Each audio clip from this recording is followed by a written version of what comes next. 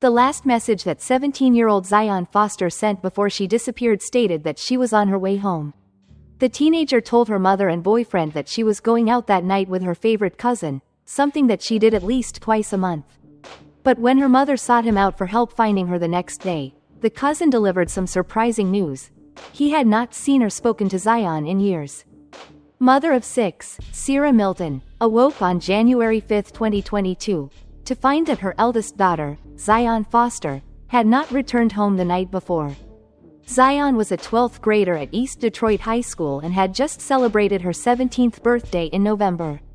Like most teenagers, Zion had experienced a rebellious streak. She had threatened to run away from home and had even done so twice the previous year. At 16 years old and frustrated with her mother's rules, she had run to her grandmother's house. Convinced to return home, she remained for only a few days before leaving again, this time causing enough concern for Ciera to call the police. But it was another false alarm. The teenager was struggling with her grandmother's recent cancer diagnosis, as well as her own desire for independence. That January morning was different. Zion had completed her shift at the Detroit Wing Company the night before. She had asked permission to leave the house after returning home from work. The teenager was honest about who she would be spending time with, her favorite cousin, Jaylin. Under these conditions, Ciera agreed and watched Zion walk out the door. That was shortly before 11 p.m. the next day. The 17-year-old's boyfriend, fellow high schooler Verdes Gonzalez, messaged Ciera. Had she heard from Zion? He could no longer reach her. The last text message he received was at 12:59 a.m. It read, OMW, meaning, on my way. But Zion didn't make it home. Calls to her phone went straight to voicemail. Messages sent throughout the night were not being received. Finally, at 8:53 a.m., he wrote to her, Are you alive? Followed by, This is the worst thing ever. Adding to the distress over Zion's absence was the response Ciera received from her cousin Jaylin Brazier. Despite what her daughter had told her, Jaylin responded that he had not been with Zion the night before. He asked Ciera how often Zion claimed she was spending time with him. Once or twice a month, she said. He messaged her back in frustration. Zion's lies about him were sneaky and unsafe, he said. But why lie about spending time at his house? He suggested that she was likely spending time with someone who lived near him. Zion shared location tracking on her phone with her boyfriend Verdes. This tracking had placed her just across the street from Jaylin's home at 11:24 p.m. the night before. Verdes, admittedly a bit insecure in their relationship, had taken a screenshot of his girlfriend's location at exactly that time. Jaylin suggested that perhaps Zion was using him as a cover story when she was in fact at a neighbor's house. She must know someone else on the street or nearby. Jaylin helpfully suggested that Ciera go to the police but requested to be kept out of it. Verdes was not as easily persuaded. He inundated Jaylin with messages and confronted the 23-year-old with a screenshot from his phone. In response, Jaylin sent back a video of his Ring camera system.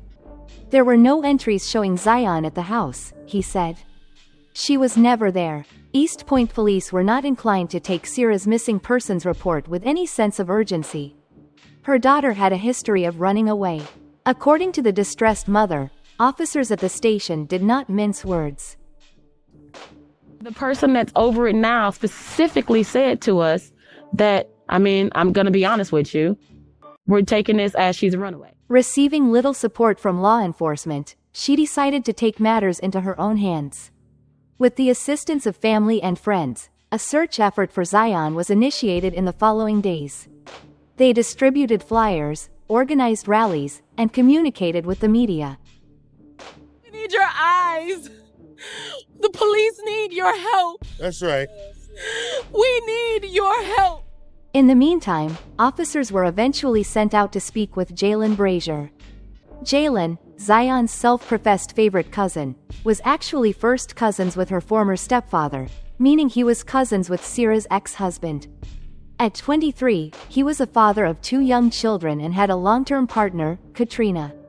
Ciera believed that her daughter and Jaylin had always been close. However, according to Jaylin, they hadn't spoken in years. The officers found him at home with his girlfriend, Katrina Smith. What's up? You Mr. Brazier? Yes, sir. What's your name, ma'am? Okay. Do you guys know Zion? Yes. They're fine. So, Jaylin invited the officers in to look around the house. He told them that he had last seen his cousin nearly a year earlier, in May 2021. That time I told you I see it.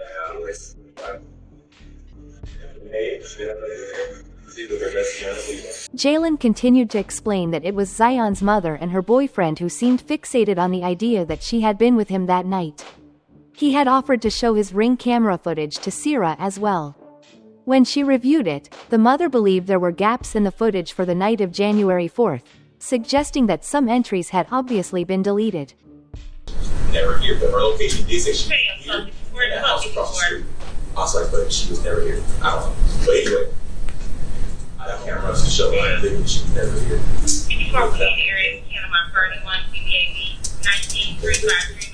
East Point police found nothing suspicious in their search of the house. There were no indications that Zion had been there. They listened as Jaylin expressed his frustrations over being dragged into the drama caused by a 17-year-old cousin with whom he rarely spends any time.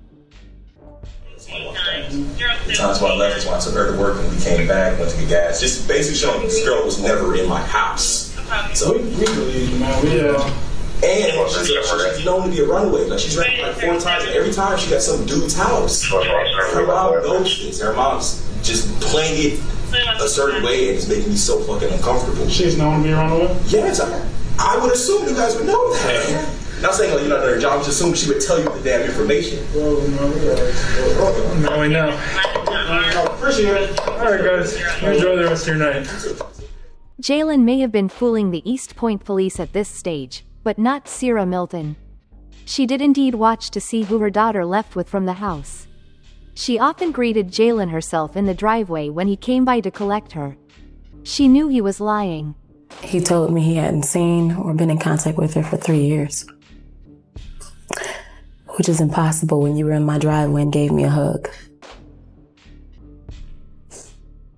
Perhaps the easiest way to verify if Zion had been across the street from her cousin's house, as her location data suggested, was to check the neighbor's doorbell cameras. At about 11:15 p.m. on January 4th, a white sedan, known to be driven by Jaylin Brazier, was captured pulling into his driveway. Emerging from the vehicle were 2 individuals clearly seen walking into the house, 1 male and 1 female. Jaylin had driven Katrina to work just before 11 p.m. that night. She was on the midnight shift at a manufacturing job, which spanned from 11 p.m. to 6 a.m. The second individual who entered the house at 11:15 p.m. could not have been Katrina. Phone location data would later confirm that 2 individuals captured entering the home were Jaylin Brazier and Zion Foster. The camera did not show Zion leaving. At 1:41 a.m., the same camera from across the street captured Jaylin pulling his car out of the driveway and then backing it in. The trunk then faced the backyard. After a few minutes, the car drove off. It returned to the house less than 10 minutes later. Search warrants were obtained for the house and the car. Inside the house, the search was fruitless. The contents of the car were carefully itemized and examined, but there was no clear evidence indicating what had happened to Zion. That is, until law enforcement brought in the cadaver dogs. The dogs clearly indicated the trunk of Jaylin's car. On January 19th, the 23-year-old, accompanied by a friend who was a lawyer, voluntarily sat down with detectives. It was clear that he had lied about being with Zion on the night she disappeared. Jaylin came forward to offer what he claimed was a truthful version of events from that night. He had picked up Zion from her home and brought her back to his place. He put his 2 children, boys aged 1 and 2 years old, to bed, then joined Zion downstairs in the living room. You guys mix up your weed, you roll up, you guys start smoking, you're just watching TV, just chilling? Yeah, she's telling me about how her and mom, their relationship's a lot better than it was the last time she talked to us. And about her boyfriend, about prom, the job and everything, and how she's working on getting an apartment and everything. Jaylin said they smoked some marijuana, which appeared to make Zion very sleepy. He saw her head tilt back as though she intended to take a nap while sitting upright on the couch. At that point, he went into the other room to pour himself a drink. Now, you guys are just chilling, and that's all of a sudden she just blanks out like that? Not. When I got up to go get me something to drink, Yeah. I came back and she was saying she was tired and everything, and she laid her head back. So, okay, I'm let you go to sleep for a bit, whatever. Okay. And then about 15 to 20 minutes after that, I was like, okay, are you good? You ready to go home? And she wasn't responding or any of that. Was her plan to go back home? Jaylin reported that Zion's pulse was faint, then described her heartbeat as non-existent. He said his young cousin had simply died on his couch. Instead of contacting 911, he panicked. Not knowing how she died, he thought it would appear as though he had killed her. Her heartbeat was getting very, very faint, and her breathing was like non-existent. So, and mind you,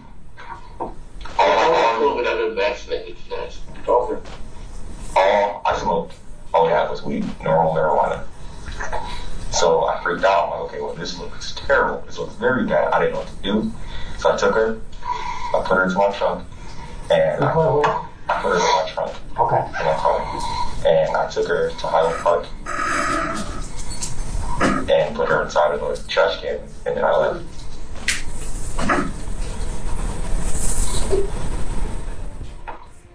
Detectives queried how Jaylin knew that Zion was dead.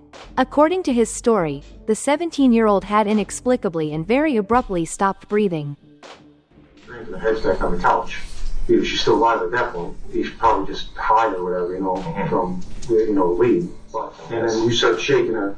She doesn't wake up. You check her pulse, you said, and you can see she's not breathing, not like that. So at that point, what are you doing? Freaking out. Okay, so you're freaking out, and this whole time you've been So at that point in time, we thought she was definitely dead. Yeah. Okay. Well, was she dead? Do you think she was dead at that point, or does she still just have faint breathing and It wasn't anything. there was nothing at that point? Yeah, exactly. Okay. You know the difference between dead and alive, right? I mean, Was she not dead? breathing. She wasn't breathing, so I assumed that was dead. Her heartbeat was like, I couldn't read the heartbeat, couldn't feel the heartbeat or anything. So I would say she was dead, definitely. Okay. I want to have you show us the dumpster. Definitely. Because I don't want to mistake it, and I want to obviously get out there and see if she's still there, then we need to recover her, and if not, then we need to do the steps to locate where she's at. Okay? You're okay with that? Absolutely. Yeah. All right. Jaylin led detectives to the dumpsters in Highland Park, where he claimed to have left Zion's body weeks before. Jaylin told detectives that Zion had been at his home for roughly 2 hours before she died. This would have placed her time of death at just past 1 a.m. Cell phone records showed her device dropped off the network at 1:15 a.m., corresponding to the time that she stopped responding to messages from Bertas. Jaylin told detectives that he had not deleted any data from his device since the night of Zion's death. However, they found that he had conducted a full factory reset of his phone just 2 days later, effectively wiping everything held on his device. Nonetheless, the movements of his phone could be pieced together. This data placed Jaylin at the dumpsters at Highland Park at 1:48 a.m. He claimed to have placed her in the dumpster to the right. There was no longer any sign of her there. Which is this your dumpster? Which dumpster is it? I'm gonna walk up to you, okay?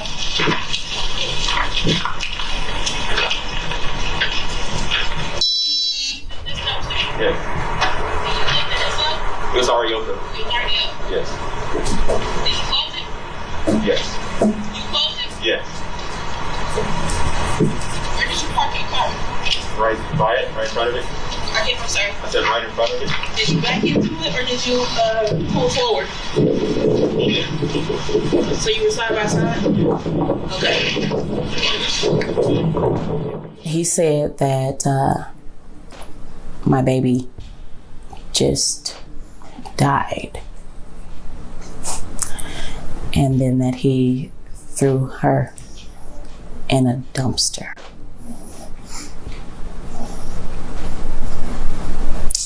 Like she was trash. When Jaylin sat down for a follow-up interview the next day, January 20th, inconsistencies began to emerge in his story. He now claimed that the two had taken acid that night. He suggested that her response to the psychedelics must have caused her heart to stop. Of course, this explanation was about as unlikely as his previous assertion that marijuana had caused her death. The detective attempted to leverage these new claims to compel a confession. Perhaps Jaylin would use the drugs as an excuse for his actions, for whatever steps he took to kill his younger cousin. I was trying like psychedelics and acid, and Okay. I think that's what killed her. Do you? Did you have like a freaking momentary, like, didn't know what you were doing moment? No. She also she took a time herself. But let me ask you this. The problem with those drugs are, when you're on them, you don't know what you're doing. I mean, that's the reason people take them, right?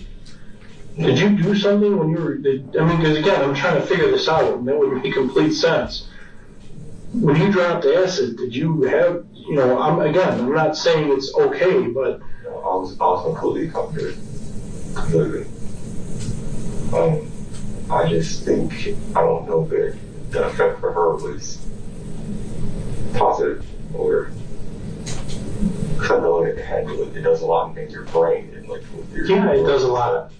I'm going to tell you right now, it makes sense to me now. It all makes sense to me. You understand that, right?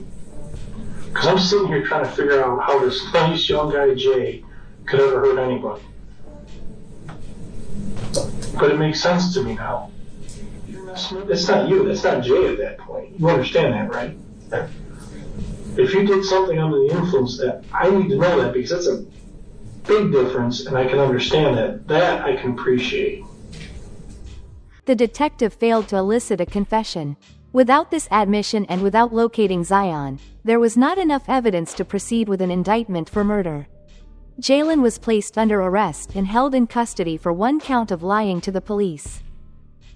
The statements he made to police, actively deceiving them on the whereabouts of Zion Foster, the health and safety of Zion Foster, in his interaction with her. In June of that year, Jaylin spoke with detectives again. This time, only the audio was recorded. He changed his story once more. Jaylin recanted his claim that the two had taken acid that night, admitting that part was not true. Other smaller details of the story changed as well. He no longer described Zion as passed out on the couch. Now she was on the floor. He said he had felt pressured by police to offer more information, so he made up a more elaborate story to appease them. Well, I left that out about the LSD, but yeah, we both took a hit of LSD, and it must have hit her different, or hit her wrong. Did you say it bullshit to him, or did he? I'm saying he's telling me that. I'm trying to say, is he telling me bullshit that he didn't say, or did you? No, that's why I felt pressure to just throw something out there before I get out there. Garbage collection trucks working in Highland Park were tracked to specified areas in local landfills. The task of sorting through mounds of trash from all over the Detroit area, accumulated over several weeks, was a daunting undertaking. An estimated 8-week project was launched. Dozens of volunteers, mostly wearing masks and hazmat suits and assisted by heavy machinery, picked through layer after layer of the landfill systematically, looking for any sign of Zion. We expect phase 1 to take approximately 2 weeks. But we're doing what's right for the right reasons, and we're going to do everything we possibly can to bring some degree of closure. Will never be complete closure, but some degree of closure and justice to this family. Meanwhile, Jaylin Brazier faced up to 4 years in prison for the lies he had told police. The Detroit Police Department, DPD, assisted by the FBI, continued to seek a warrant for murder.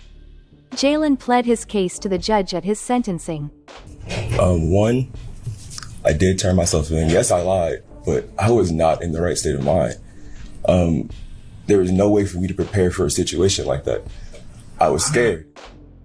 I don't know exactly how she passed, what caused her to pass. I just know 1 minute she was cool, she was fine, she laid back for a minute. Next thing I know, she was dead. I don't know what caused it. I did not cause it or anything like that. I reacted stupidly off of fear and panic like I've never felt before in my life. Literally. You think she dies and then you dispose of the body? Just like that? That was your choice? Did not know what to do. I sat for at least 10 minutes sitting there. Like, what do I do? Who do I call? My kids are upstairs. We just got into this place after struggling for like 2 years to get it, and everything is falling down. I won't have any conversation in this court. And I wish I could take it back. I would have called the ambulance, called her mom, because her mom's so sweet. Her mom is so sweet. And I just know.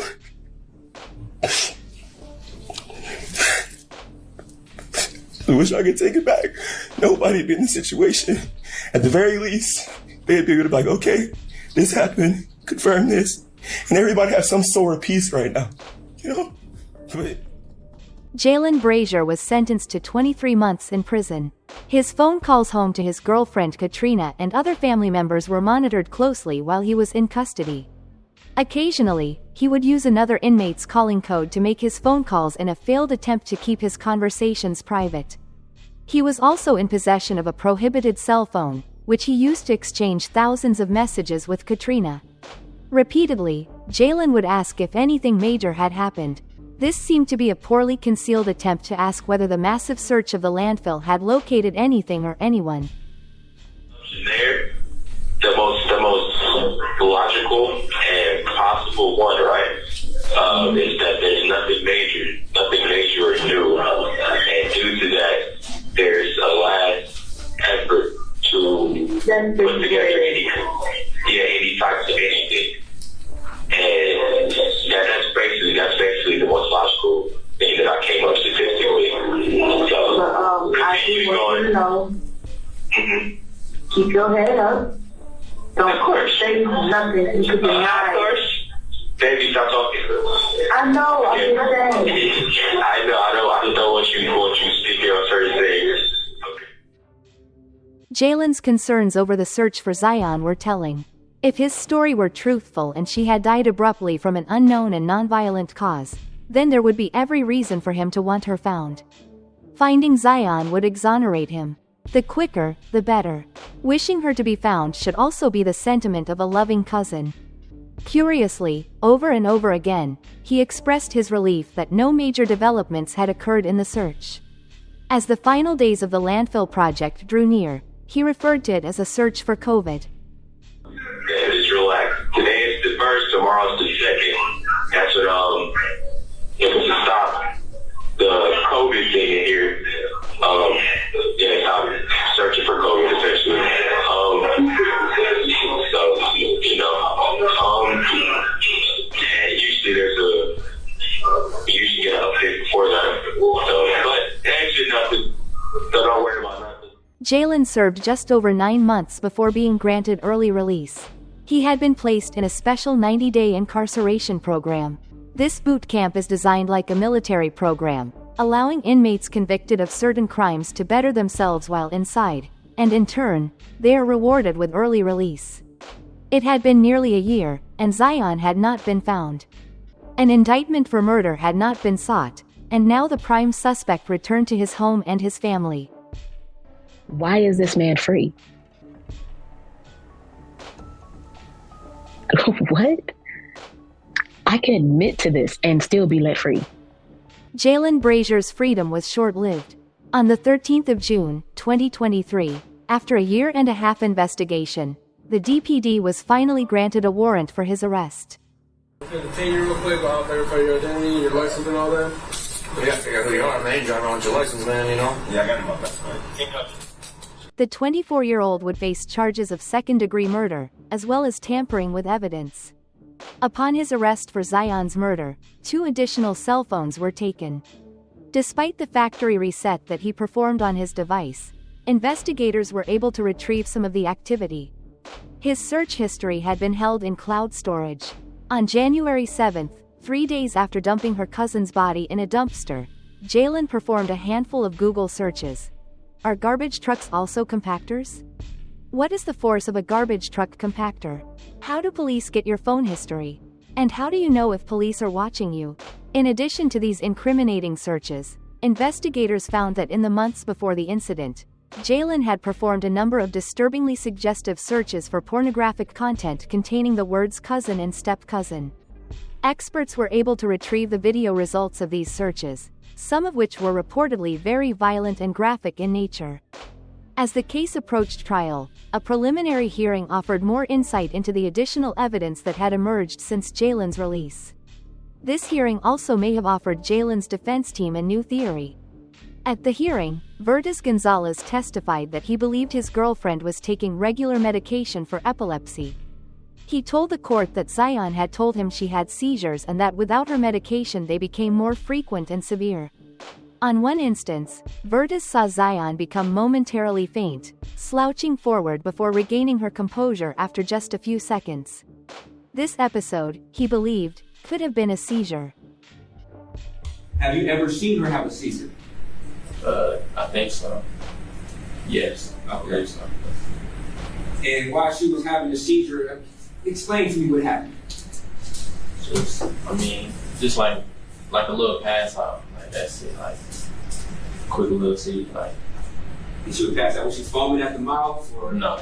Okay. She was shaking uncontrollably. No. Okay. So she just passed out. Yeah, just for a quick second, and she like get back straight. Ciera Milton, whose youngest child was in fact diagnosed with such a condition, testified that this was not the case. Zion had never suffered a seizure. Hundreds of pages of medical records covering years of treatment appeared to support Ciera's assertion. Nonetheless, Jaylin Brazier's version of events was now being presented in a new light. Perhaps Zion's condition led to her sudden death in his living room.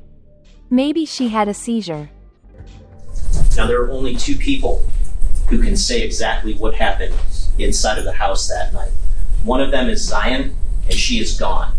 The other is the defendant, and you will hear that nearly every time he spoke about what happened, his story changed. And although he got rid of Zion's body, you will see that he left behind a trail of digital evidence that is damning and will show you that the circumstances all lead to one and only one explanation for why Zion left his house in the trunk of his car that night, and that's because he murdered her. She also had a history of seizures and taking seizure medication. Now, on this particular day, she came over to Jaylin's house. They were smoking. Jaylin told the police after some time that she had shallow breathing and a faint heartbeat. He checked her to see if she was alive, and she was dead. He then feared, because he was doing drugs, which is still federally illegal, that he could be blamed for something, and he panicked. Zion's phone disconnected from the network at 1:15 a.m. the same night she disappeared and was lost with her. However, the teenager's previous cell phone was safe at home. Ciera Milton handed this device over to the police. On it, they found months of correspondence between her and her favorite cousin. The messages he sent ranged from subtle and unsettling to deeply inappropriate. At times, the messages were sexually explicit. Over 4,000 distinct texts were retrieved from Zion's old device. In them, Jaylin routinely invited her over to his home while his girlfriend was away. He offered to put her up in his basement if she ran away from home. He also advised her on how she might evade police if she ran away again. Wayne County Assistant Prosecutor Ryan Elsey described the texts as pervasive, at times complimentary of her intelligence and looks, at other times probing in an immature way. For example, he suggested to her that other people thought they were a couple. He said Katrina, the mother of his children, was jealous of her. He asked if that sounded crazy to her. Did that make sense to her? He then bragged to Zion about how easily he could get with women. At one point, he called himself a god. Prosecutor Elsey concluded by telling the jury that the 23-year-old had been grooming his younger cousin for years, fantasizing about her, and on January 4th, he must have acted on his impulses. This was the twisted motive that led to her death. Jurors heard about how Jaylin learned that Katrina was pregnant with their third child on the day he brought Zion to his house. Messages between the couple showed how he had lied to her about what he was doing after he dropped her off at work. Earlier that day, her nausea and hot spells had led to a trip to the emergency room. Hours later, the nausea resumed. She messaged repeatedly that she felt too ill to remain at work and asked him to pick her up. At 1:25 a.m., she wrote, "I think I need to come home." At 1:26, "I don't feel good. A few minutes later, my stomach hurts. I feel sick and keep getting hot and cold." Jaylin's response was simply, "You can make it, baby." He finally picked her up that night at nearly 3 a.m. When he did so, she noticed a deep scratch across his collarbone. He told her that the cat had scratched him deep enough to draw blood. Odd, Katrina thought. The cat had never scratched that deep before. The trial lasted 2 full weeks in May 2024. Jaylin chose not to testify. The state called 32 witnesses, but the defense did not call any. The case against Jaylin was largely circumstantial, though it was nonetheless compelling. A forensic anthropologist who reviewed Zion's medical history determined that the only condition she suffered from that could possibly have led to her death was asthma, though an asthma attack would present as the exact opposite of what her cousin described. Instead of quietly passing out and experiencing a faint heartbeat, Zion would have been struggling to breathe. It would have been very clear that she was in distress. Verdes repeated his testimony that Zion had told him she suffered from seizures. He also admitted that his girlfriend was known to fib quite a bit. It seems that Zion had liked to tell stories. When he brought her to his house late at night on January 4th of 2022, behind the back of his pregnant girlfriend, who was at work at the time, he brought Zion over to his house late that night, and she leaves that house in the trunk of his car on a night where he has an unexplained gash on his collarbone. What do you think happened inside that house that night? She died of COVID? She died of a seizure? There's a claim that he did all this. He did what he did because he was afraid of getting caught for marijuana. Afraid of getting busted for pot. You can use your common sense. If you go to a marijuana dispensary, there's not going to be a team of ATF agents waiting to bust you and take you to federal prison for that. It's about the equivalent of a parking ticket. You ever heard of somebody getting rid of a body to avoid a parking ticket? Verdes himself said Zion told him specifically she had a history of seizures. The question was asked, were you concerned when you saw this? No, I was not concerned because I knew of a history of seizures she told me about and that she was on medication for it. And his understanding is that if she did not take the medication, the seizures would be that much worse. Ciera Milton and the rest of Zion's family waited anxiously as the jury went into deliberations. Just so many inconsistencies that, again, hopefully, the end point of this is that they will see those inconsistencies, see through the lies, and see the truth.